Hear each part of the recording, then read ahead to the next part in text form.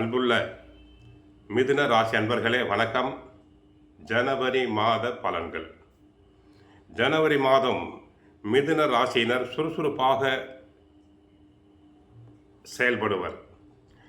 ID துறையில் உள்ளவர்களுக்கு சிறப்பான பலன்கள் கிடைக்கும். மார்க்கெட்டிங் மற்றும் மீடியா துறையில் இருப்பவர்கள் முன்னேற்றத்திற்கான புதிய வாய்ப்புகளை பெறுவர். வெளிப்படையான உரையாடல்களை வைத்து கொண்டால் உறவுகளில் உள்ள குழப்பத்தை தவிர்க்கலாம். ஆரோக்கியத்தை பொறுத்தவரை மன ஓய்வு முக்கியம். எனவே மனதை ரிலாக்ஸாக வைத்துக் கொள்ளுங்கள். ஜனவரி மாத கிரக நிலைகள். ஜனவரி 1ஆம் தேதி பிரதோஷம் விசேஷம். குரு ஜென்ம குரு ஆக இருக்கிறார், வக்கரமாக இருக்கிறார். 3இல் கேது தங்களுக்கு சாதகம்.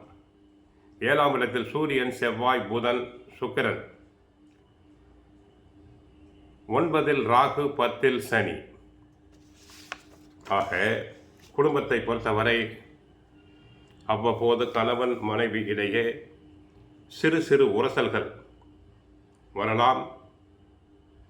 சின்ன பிரச்சனைகளில் கூட சண்டை சச்சரவுகள் வரக்கூடாது.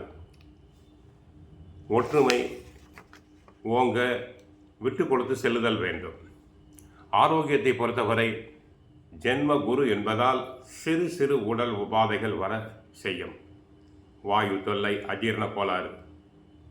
வெளி இடங்களில் உணவு உண்பதை தவிர்த்தல் வேண்டும். உத்தியோகத்தை பொறுத்தவரை உழைப்பு அதிகம். பிறர் வேலைகளையும் சேர்த்து செய்ய வேண்டியிருக்கும்.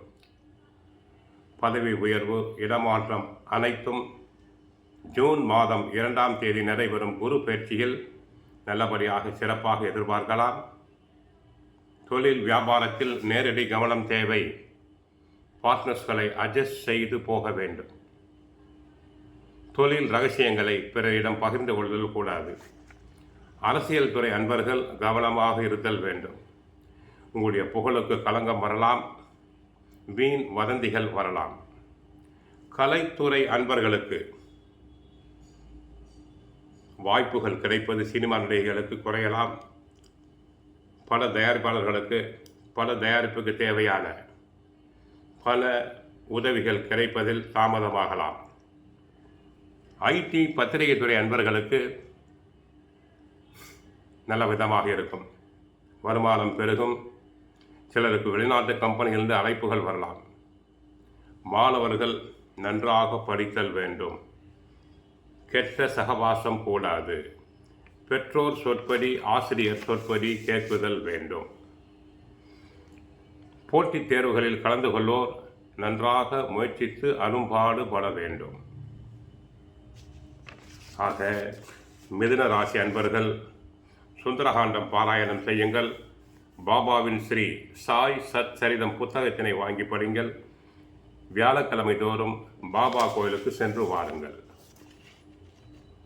மன நோய் அகல அபிராமி அந்தாதியில் உள்ள 27வது பாடல் உடைத்தானை வஞ்ச பிறவியை என்ற பாடலை மனமுருக பாடுங்கள்.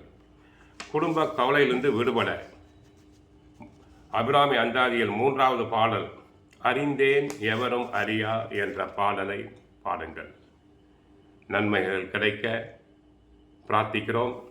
வாழ்க வளமுடன், மங்களம் உண்டாகட்டும்.